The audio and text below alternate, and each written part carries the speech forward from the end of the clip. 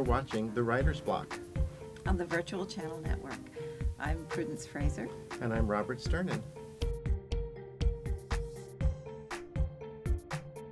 I was in the 6th grade play, and I thought it was a lot of fun, and I think a lot of people get into professional show business because they fall in love with theater, and that's certainly how it happened for me.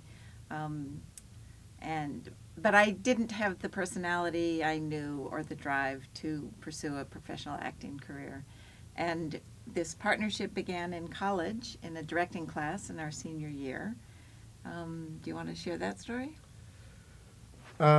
Sure. I would say I got started, and then I'll get to your story, because I was pre-med and Chem 1 was at 8 in the morning and it was freezing in Boston. So I looked through the catalog and the drama classes were at 1, so it seemed like a better major. We got together, you mean like the Debbie Cracky story? Yeah. All right, we were in a directing class together at Tufts University, and the concept of the assignment was to take some other students in the class and stage the feeling that you got from a haiku. So one of the other students decided to cast us in a haiku. The feeling that she got was two strangers met on the hill and were instantly attracted to each other and started making out in the grass. And a beautiful friendship was formed. And she was my girlfriend's roommate at the time. So So it was fun. Time went by. We all had a great time.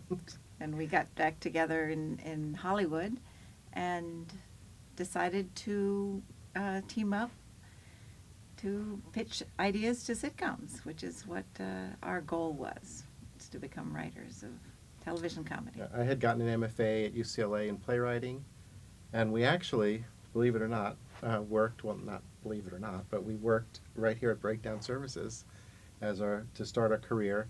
At the time, there was no internet, so my job was to go to all the studios and pick up scripts to bring back to have casting breakdowns written.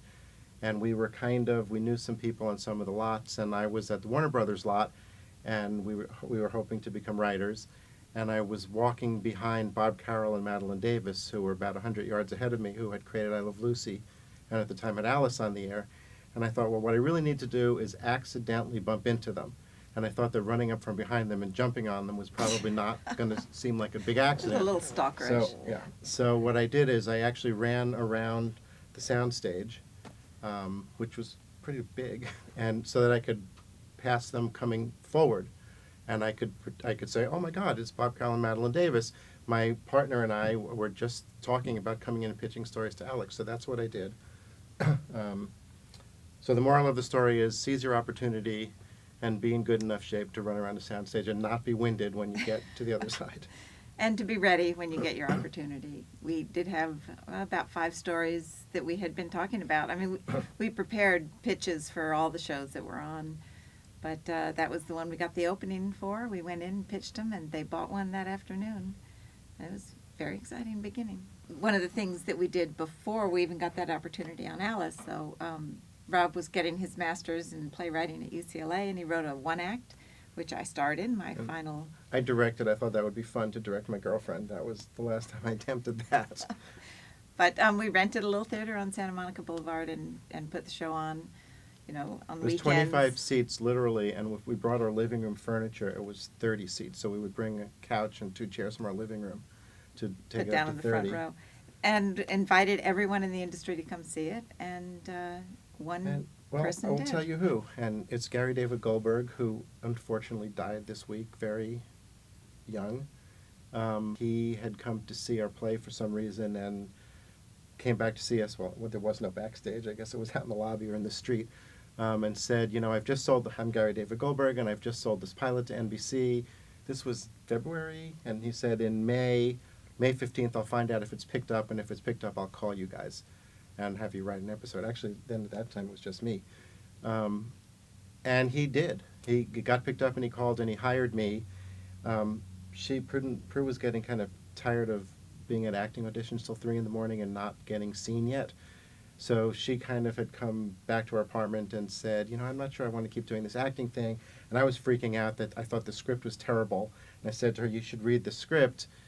So she kind of read it, and she said, there's no story. What's the story about? And I kind of said, but don't you think the jokes are funny? So she said, well, what's it about? Let's start from the beginning and see what it's about. So we kind of spent the better part of the night doing sort of a final rewrite together on that script, and kind of decided, why don't we, and I guess Let's we do were this engaged. together. And we thought, I remember what you said, if I just think of one thing in every script, then, it's the same checking account anyway. And the day that she ever just has one thing to say about a script did never not happen, trust me.